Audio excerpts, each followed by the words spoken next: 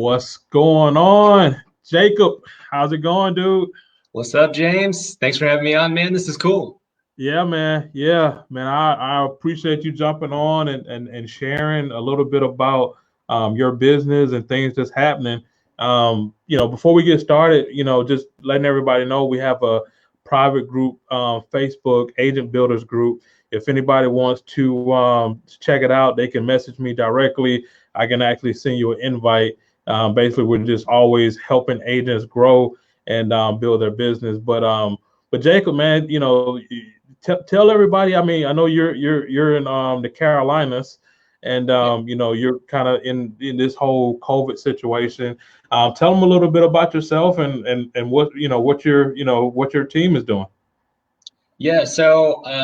I'm a Columbia, South Carolina. I consider that my home, even though I got the whole military brat story because I'm just a mixed bag of stories, man. I've lived a lot of places for not a long period of time. So I've actually never lived anywhere more than 4 years. I think we're coming up on our 4-year mark being back home, but I was military and I was military brat. We started in our real estate careers, my wife and I, as investors. We were the We Buy House guys trying to flip properties. We ended up bringing a lot of properties to investors out of the Washington state market. And we kind of still had a foot in the door with the military as I was getting out and doing some investment stuff. We had some success. We ended up making so a big decision to move back home to be in Columbia. And, that came with pros and cons on a lot of different fronts. But Columbia is a really cool market, man. It's a sales trainer of mine in the past jokes is where trends go to die. We see everything last. It's a much more stable market here. We've got, the military, medical, education. It's a lot of what drives our market here. So it's very stable. Our average price point here is just over $200,000. I love it, man. We still do some investing stuff if you want to get into some of that as well. And I'm happy to share whatever specifics you got with what we've been doing with the COVID, man. What you got? Yeah, man. Yeah. So, I mean, I know a lot of people, a lot of agents, they look at the investment part as well as the real estate part. Just from your experience, since that's where you started, and I actually started there first as well. What was the biggest change from coming from an investor to a real estate agent? That's a good question. I really liked a lot of investors, I think, are hesitant to get their license. There is some legal stuff you kind of have to be aware of, but it's small change in my mind. The experience that we got in the training, with agencies, the biggest one, man. I'm just going to say that straight up. Like, you've got to be able to disclose a lot more, but really it's a higher level of service in my mind and a better way to do business. It holds you more accountable, but it also gives you a lot more training too as an agent. But I would say, disclosure, you got to have your paperwork, your documents, your disclosures. You got to have all that stuff straightened out when you're an agent and you're doing some of this creative stuff. And even coming to EXP presented some challenges, but once we got over challenges, there's always an opportunity, and we figured out some opportunity and still trying to do some of our investment stuff when we came over to EXP. So I would say the biggest learning is it just taught us how to be a better business owner. I still look at it as a business. I think everybody's thinking how to get their next deal as an investor, and that agent thing is just going to screw it all up, which is not the case. It really educated us more on a higher level, and it's just a better way of doing business, man. I think I've thought about it as a business from the very beginning. So, just a better way to do it. Do you think that because you were an investor first, it kind of gave you a easier transition into being able to do more deals and get things done? Absolutely. Yeah, we did 30 units our first year, and we continued to do that with our succeeding years after that. Right out of the ground, I was hustling. That's how I knew how to do things. Was just go out there and go hustle and go knock the doors, make the calls. It was an easier transition for sure. Yeah. One thing as an investor, how to do is hustle. It's like negotiations, contracts, working the phones. We already knew how to do all that. And it was just kind of learning some, different state contracts because we were in a new state and, the agency stuff. But yeah, it was a great platform to have because my mind started in creative financing and marketing. That's where like I gravitated to when I was an investor, and then coming to the agent side where I had to be, I had to use my military uh, organizing skills, and I had to get a lot more organized as an agent to be able to do some of the things legally and ethically and all that stuff. And that it was a great platform going from investor to agent for sure. So man, awesome. So now like fast forward and you got your license. You started the first year, you knocked out 30 deals, which is incredible for a lot of new agents because they would I love cheated. to do 30. I cheated. I've had my wife here the whole time. Yeah, Oh, she's been handling the back end, so I always tell everybody I cheated. I you had help. cheated. If you got somebody in your corner, man, it always makes it easier, right? So all right, so now like you in this thing, and I guess you start doing better in sales, and you start growing a team. So how did you get from, hey, I got this business, I'm closing some deals, making some money, now I'm transitioning over, like I want to build a team? So, like I said before, growing a team was the plan from the very beginning. Back in 2014, 15, when we started real estate and we were doing the investor stuff, team was from the very, very beginning. But, I think we've just been kind of in this ramp up period where, it takes 5 years to really kind of figure things out. And that's how it's really been for us. But we've had the mindset from the very beginning of growing the team. So, kind of where we're at today, leverage has always been a thought for me to try to figure out how do I replace myself. And, got Erin involved, my wife, from the very beginning, got her licensed that first year. And she's been our transaction coordinator / manager, whatever you want to call it, from the very beginning. And we've had administrative assistants. I think we're on our fourth one right now. So we've been failing forward on a lot of that. We've tried multiple different inside sales or outbound sales, trying to get some leverage to get that revenue coming in, right? I was never a big proponent of the online leads. Nothing against them. We're actually doing them now. But, I was always focused on those MREA, the Millionaire Real Estate Agent models, go after the listings, go after the sellers, better for time, for leverage, all of that stuff. So we're still in that building phase right now. We're still trying to build those pillars, right, in the business where we're trying to have our expired for sell by owners. And we have actually a MLS offer system that we're working with our investors right now, trying to create an acquisition side of the company, which is very efficient for any agent's time. With you can get double, triple, even beyond that commissions out of the deal. Especially with sellers that need to get rid of properties, and you can score a good deal. You can even partner in the deal if you wanted to with the investor. So it's highly leveraged. And what I love right now is I don't have to manage the contractors, which was a pain, right? Not that we can't do it, but when you're trying to grow, when you're in growth mode, it sucks cash, sucks time, and it's really hard. We went through that last year where we did 2 rehab deals over the course of 6-7 months, and we made the same amount of money, and we scored some big cash paydays on those rehabs. We made the same amount of money in our agent business, and the rehabs were a lot more painful than us just staying in our hole. And you just look at the time cost of that. So I like where we're at with that right now. Eventually, we'll take the rehabs over ourselves again, but right now we're in building mode. We're trying to keep focused on that. So yeah, man, that's pretty cool, man.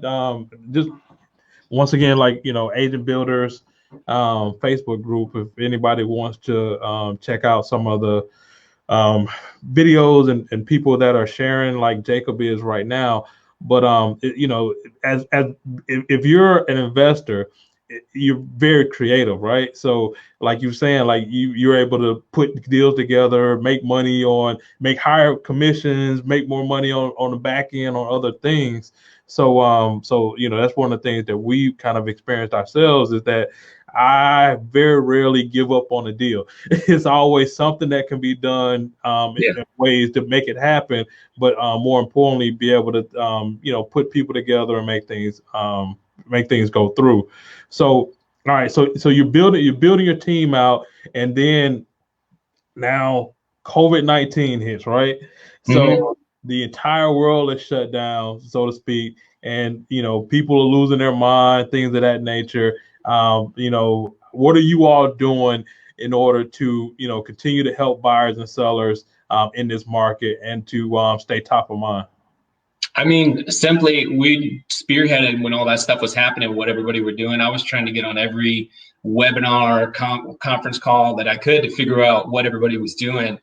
And it was cool already being in EXP because a lot of our stuff was already that way, set up for that. But we went virtual. Within the first 2 weeks, I think we took our first couple buyer clients and we took a seller client, all virtual our first couple of weeks. And we just put everything into slideshows that we would normally have in a binder that we would show people our process and track record and do our presentation. And we even were doing showings. So I think some of what I was doing, because I was trying out a few different things with buyer showings, was a little non-standard. I would actually call the agent and I would have them do the walkthrough of the property, which difficult, you would think would be difficult because a lot of agents may not want to do that. But I would always let that agent know that they are working with me. I'm under a working agreement. I am pre-qualified or fully approved with that client, just to give them the warm fuzzy. And as a kicker, if it was a really hot property for that buyer, I would tell them like this checks all their boxes, or like 90% of them. I'd let them know I know what they want. I have a checklist of what they want, and things that we've talked about, and just kind of show them that we're organized in that fashion. And I was getting agents to actually get on the Google Hangouts link. We were using Google Hangouts, and they would walk through the property while I'm sitting right here at my desk. And I'm able to pull up, I've already looked at if it was in a flood zone, but I have access to all the information right here on my computer. So it was really cool, and I really liked it because it gave the listing agent a chance to sell to points that I wouldn't necessarily have said, and my buyers to ask questions directly to the buyer's agent. We even had one that we did where we had the listing agent, the seller, my client, and me all on that Hangouts, and the seller was walking us through their property. So it was really unique to kind of get everybody there. I know a lot of agents may be hesitant to do that, but to me, as long as we're not agreeing to things, I would always preface that meeting like, we're not going to talk about price, we're not negotiating, we just want to get an idea of the property, and we may have a few questions, right? Just to make sure we didn't get into any kind of negotiations on the Hangouts, right? So I really liked it. Another cool thing is when we pop off that Hangout with the list side, and I was sitting there with my buyer, I could share my screen and I was showing them how to the comps and everything that I was looking at, and right there I have access to all that stuff. It was such a great use of time, and we had access to so much different information, not just on the MLS and internet, but the other side of the transaction. So it takes some care to kind of get people over the hump because it's a little non-standard, but that was kind of like the pinnacle of what we developed really quickly and just kind of naturally fell into it. I only found out later that people were doing the online videos and the agent would go out themselves, because I was a little freaked out. I'm probably a little less freaked out now, but at first it's like, I don't know what to think. I still don't know what to think, honestly. But I didn't know what to think when all this stuff was coming out. So I was like, I don't want to go to the house. I was calling the listing agent, and they were doing the walkthrough for us. And it really worked out the best. I liked it a lot. So that was kind of us. Yeah. I mean, that's pretty cool, man, because if you can get your client to actually see a house without actually having to go out there, I mean, that benefits. But at the same time, I mean, you're also helping that agent in this situation know how to maneuver, where they probably would not have known before. So I mean, that's actually pretty cool, man, that you was able to come up with that that whole process. So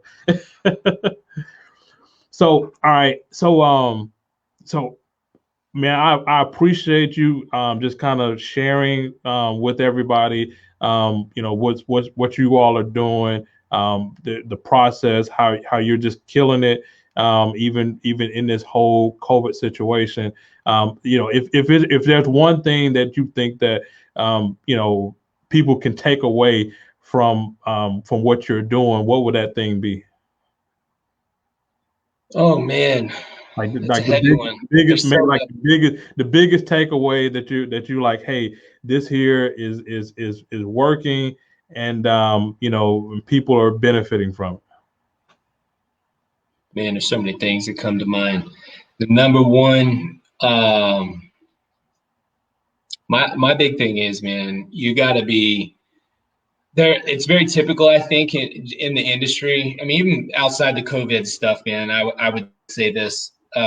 It's very typical in our industry. We have a lot of people in the industry that have an old way of thinking. You've got to be resourceful if you want to stay alive.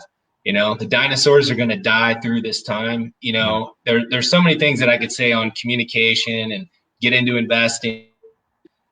You know, talk to your sphere and database more. I could say all those things, but inside of all that, I think with all the change and everything that's happening, I'm a resourceful guy. Like, you've got to figure out a way to not fall into the trap of the status quo, that we've never done that before, that doesn't work that way, and just try to really bust outside the box of what you think is possible, and find a way to think that way all the time with what you're doing. And that's hard sometimes because we're just throwing so many things with dealing with clients and transactions. So it's hard to be really strategic, but you got to find the time to just kind of take a break, step back, think outside the box, and be resourceful, man. Be resourceful.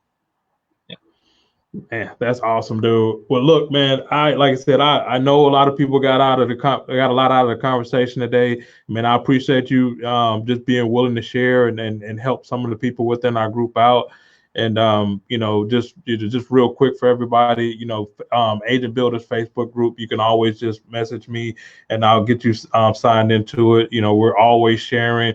People like Jacob are in there that are, you know, doing real good in real estate, you know, just really just helping other agents out. So, man, once again, man, I appreciate it. You know, tell your wife I said hello. I mean, I really enjoy, you know, at the mastermind that we had, meeting you all and, you know, just kind of connecting. And when you all came down from North Carolina at the office, we got to have that dinner, though. You know, that's the only thing we missed. We missed that dinner. It's on me. I owe you one. Apologize we didn't stick around last time, man. We're staying so busy. But yeah, let's do it. I'm ready. Let us know when you guys are getting up and running again and active with your events or whatever. We'll come down there anytime. Let me know. I appreciate it, Jacob, man. Hey, well, enjoy, and you know, we'll talk a little soon. Over and out. Over and out. Thanks, James. Appreciate it.